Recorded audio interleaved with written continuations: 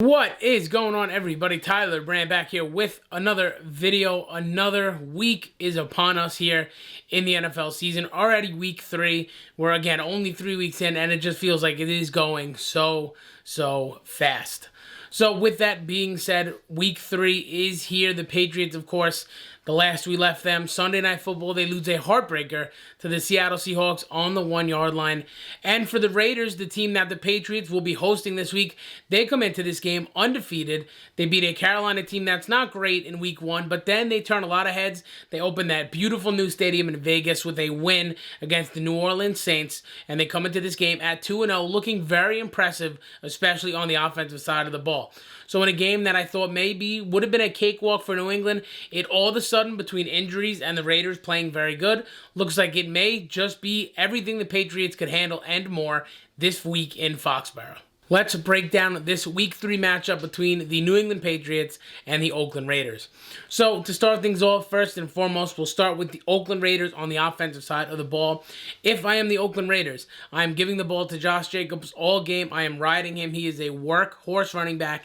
He is an elite running back at the NFL level, and I think he's going to be a huge mismatch versus New England in this upcoming game. With that being said, looking last week at the Seattle game, they really had trouble stopping the run. It really wasn't very good. They had to put some heavier sets on the field to stop the run because the front seven was undersized in the defense that it looks like New England's going to want to play this year with a lot of that hybrid linebacker kind of stuff. So if they are going to have safeties at the hybrid linebacker positions, they are going to be undersized in the front seven. It already kind of reared its ugly head against Seattle last week and against an even better running back than anybody Seattle has, and a guy that's an absolute workhorse in Josh Jacobs. It's going to take, if these safeties are going to play, it's going to take a very big effort for the Patriots to slow down this run game. So I think for Oakland, you're going to see a ton of Josh Jacobs. If he can sort of make his way on the ground, you can force the Patriots to put in some of the bigger guys like the Juwan Bentleys of the world, the Brandon Copelands of the world, and then all of a sudden on passing downs, if you have them in the game, you now have an advantage. So I think the entire Raiders offense this week, especially with Henry Ruggs out, is going to be predicated on running the ball with Josh Jacobs. Let's now talk a little bit about the Vegas Raiders passing game. Before we get into that, if I do say Oakland, which I may have already said at this point in the video, I may have said it a few times, I mean Vegas. I know it's the Vegas Raiders. Again, I apologize for Oakland. It may slip out a couple more times. But let's talk a little bit about Derek Carr and the passing game for the Vegas Raiders. Now, Derek Carr, we know he came on to the scene hot. He had a big year, that 12-3 year in 2016. He looked pretty good. He gets the injury. All of a sudden, he regresses. They bring in Mariota, and that seemed to have light a fire under him in this offseason and headed into the regular season as we go through the early parts of it. Now, through 2 games, granted the competition hasn't been the best, a bad Carolina team and a Saints team that we don't really know how good they'll be yet. There's definitely some question marks there. But through 2 games, Derek Carr is 50 of 68. That's a 73.65 completion percentage. He has 523 yards, 4 touchdowns, 0 interceptions, and that is to a tune of a 115 passer rating. Now, that is a pretty good line for a guy that's had a rough couple years. He's actually on pace to have a better year this year than he would have had in 2012 had he finished the season and didn't get injured. So Derek Carr coming into this game playing very good, whipping the ball all over the yard. No Henry Ruggs this week for the Las Vegas Raiders, and I think this offense is going to be, at least through the air, go as Darren Waller goes. Everybody knows that he's a emerging superstar tight end. He's a hybrid tight end wide receiver. He's a very good offensive weapon for that team.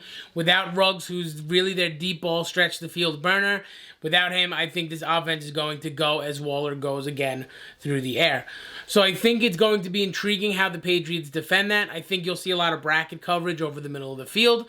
And on big passing plays, I think that's when you'll see Gilmore move over and start to cover Darren Waller like he has with a Kelsey or an Ertz over the years. But a majority of the time for me, I think you're going to see bracket coverage over the middle of the field, which is where the Oakland Raiders like to operate. To me, if the Patriots can stop the run and keep, the Duggars of the world, the Adrian Phillips of the world, the Terrence Brooks of the world on the field, if they can stop the run and patrol the middle of the field along with McCourty, I think that this will be a very good game for the New England defense. I think being that Oakland likes to complete balls over the middle of the field and work the middle of the field, having those guys there a lot of the times, other than Waller, it'll be plus matchups. Now, unfortunately, Josh Jacobs ruins game plans. That's how good he is. So if he can start to run the ball, all of a sudden New England's going to have to take guys off and dedicate bigger guys to stopping the run, which is where I think the Patriots defense will see problems. However, if they do their job, they stop Josh Jacobs and they force balls to the outside and force Derek Carr to make throws to the outside of the field, especially down the sideline, I think you'll see a lot more of an inconsistent kind of Derek Carr in this game. So I think the idea here is to keep things out of the middle of the field, bracket coverage on Darren Waller, and Gilmore on him on key downs. But I think it all, again, revolves around Josh Jacobs as a runner and what he does on the ground. For New England side of things, when New England has the ball this week against the Vegas Raiders, first and foremost, let's just start with Cam Newton, who's been very good through 2 games for New England. Last week against Seattle, he was 30 of 44. That is a 68.18 completion percentage. One touchdown through the air, 2 touchdowns on the ground, and the pick. He also had 11 rushes. Again, 2 of those were touchdown runs. And, of course, he had a 94.6 passer rating last week against Seattle. So, last week, we started to see the passing game expand a little bit for New England. A little frustrating that it was whenever they were down 2 scores. Yeah, maybe a little frustrating, but I'm pretty optimistic that we'll see even more expansion of the passing game and Josh McDaniels' play calling. So I think against a very, very weak defense, especially in the secondary, we'll get to see the Patriots explore more of what Cam can do with his arms. And beyond that, for a bunch of receivers outside of Julian Edelman that are looking to kind of put some good things on tape and get some momentum rolling, this is the week for the receivers.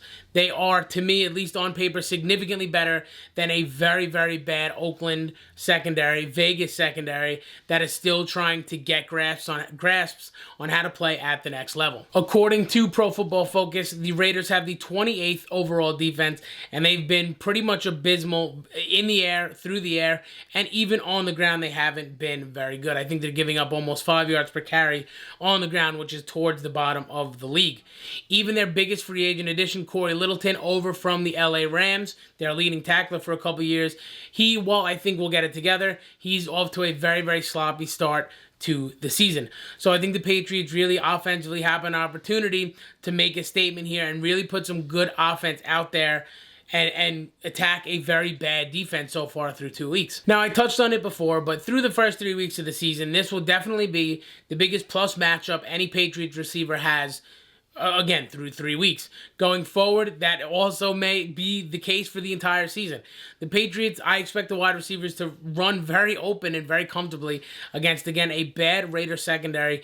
They're allowing a 66.7 completion percentage as a team to quarterbacks. So I expect a big game from N'Keal Harry. I would expect a little bit more from Damiere Byrd. The way that Cam and Julian Edelman seem to be building a relationship, I would really expect Jules, especially in the slot against LaMarcus Joyner, who's the Raiders' nickel and slot cornerback. I expect Jules to feast on someone like that who has really struggled to start the season. So I would like to see, moral of the story, an expansion of the passing game for Cam Newton and the entire offense. I would expect running the ball, again, to be kind of an issue for New England. Jonathan Hankins, who is the lead interior defensive lineman there, he's been very good against the run, and without David Andrews this week for New England, which is a humongous loss, I think it's going to be tough to kind of get the run going, especially the power base runs over guard through the A and the B gap. I think that'll be very tough to get going. And I think Oakland is susceptible to the stretch plays, the outside runs, the off-tackle stuff. They are susceptible to that.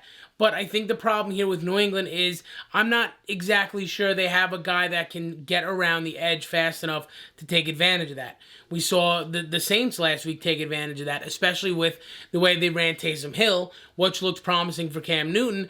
But also we saw Kamara take advantage of that. And the Patriots don't have any one running back that has as much talent as Kamara and that can get to the outside consistently and really torch a defense that Over the middle of the field, they play a little better, especially in the interior defensive line. But on the outside, the Patriots have an opportunity to really stretch the field if they had the legs and the athleticism to do that. So finally, before our score predictions and everything, and we wrap this all up, the matchups and the things I am looking for in this game. First and foremost, who is on Darren Waller, and when is it going to be a bracket coverage over the middle of the field where the Oakland Raiders, the Vegas Raiders, operate best? Will Gilmore be on him all game, just on big passing downs? I'm curious to see. The Patriots know how good he is. They've said it in press conferences, so I'm curious to see just how they defend Darren Waller. Second thing I am looking for this week in this game is, can the Patriots front seven, especially the way they want to use their front seven, can they stop Josh Jacobs? This is a huge question mark. This is one of the best running backs in the NFL, one of the best running backs they'll face on their schedule. And if I'm Oakland, if I'm Vegas, I am pounding the rock with Josh Jacobs all day. I am making sure he's comfortable in the game plan and just churning his legs forward and picking up yards, because I think that is the way that they ruin the game plan for New England headed into this week. So the second thing I'm watching is, can the Patriots defense in that front seven stop Josh Jacobs? And finally, the last thing I'm looking forward to and to watch in this game is Josh McDaniels finally taking the reins off Cam Newton and the offense. I mean, listen, if there's any time, now is the time against a very bad secondary to just let Cam throw the ball. We saw what happened when you just let him throw the ball against Seattle. It was very good. They were giving him high percentage throws, and he was making a few very nice throws.